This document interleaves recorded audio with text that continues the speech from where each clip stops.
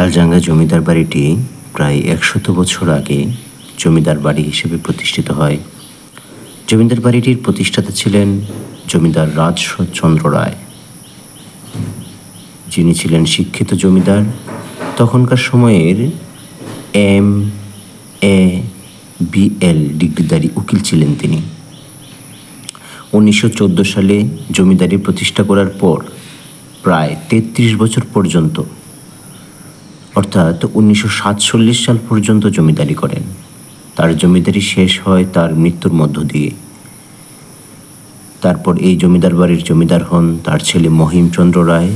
মহিমচন্দ্র রায়ও বাবার মতো ছিলেন শিক্ষিত এবং MA-BL ডিগ্রিধারী প্রাপ্ত একজন উকিল। তিনি কলকাতা থেকে ডিগ্রি নেওয়ার পর ময়মনসিংহ জজ কোর্টে আইন ব্যবসা শুরু করেন এবং তখনকার সভাপতিও ছিলেন তিনি। জমিদার মহিমচন্দ্র রায় বাবার স্মৃতিস্বরূপ একটি হাই স্কুল নির্মাণ করেন। তাই হাই স্কুলটির নাম দেন R.C. রায় হাই স্কুল, যা বর্তমানে স্বনামধন্য স্কুল হিসাবে পরিচিত। স্কুলটি জমিদার বাড়ির পাশেই অবস্থিত।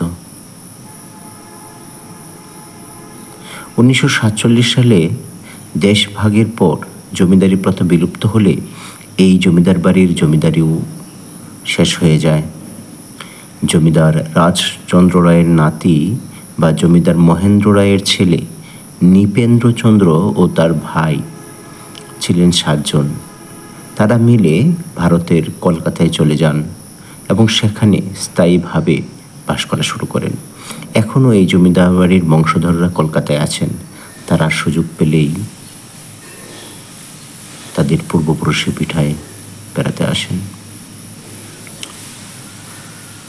অবহেলা আর রক্ষণাবেক্ষণের অভাবে বর্তমান জমিদার বাড়িটির প্রাসাদগুলো প্রায় ধ্বংসের মুখে পড়েছে।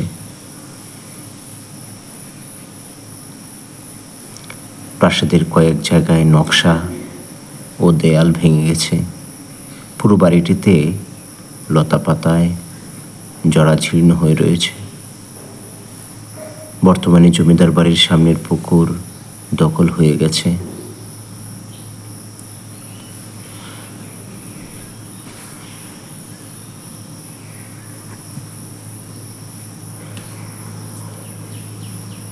ময়লা আবর্জনা আর নোংরা বাগাড়ে এক অরক্ষিত একসময়ের জাঁকজমকপূর্ণ এই জমিদার বাড়ি। খসে পড়েছে পলেস্তরা ছাদ, আর কিছুই অবশিষ্ট নেই সেই দিনগুলোর।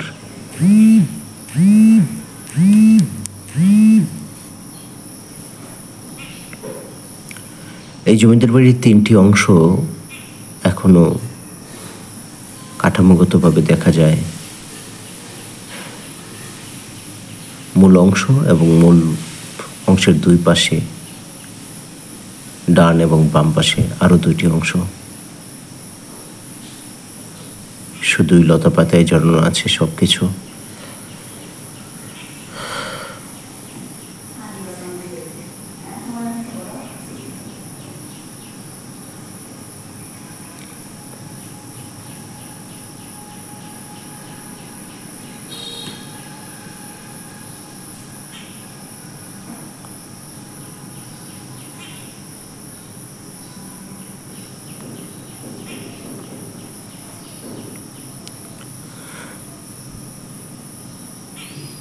জীবন দাসের সেই কবিতার মতো চারদিকে শান্ত বাতি, ভিজে গন্ধ, মৃদু কলরব।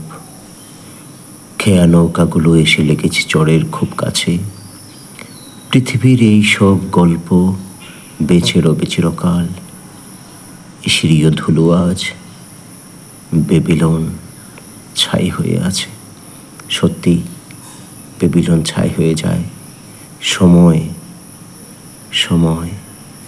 এই সময়ের আবর্তনে কত কিছু হারিয়ে যায়, নতুন কত কিছু তৈরি হয় জীবনে।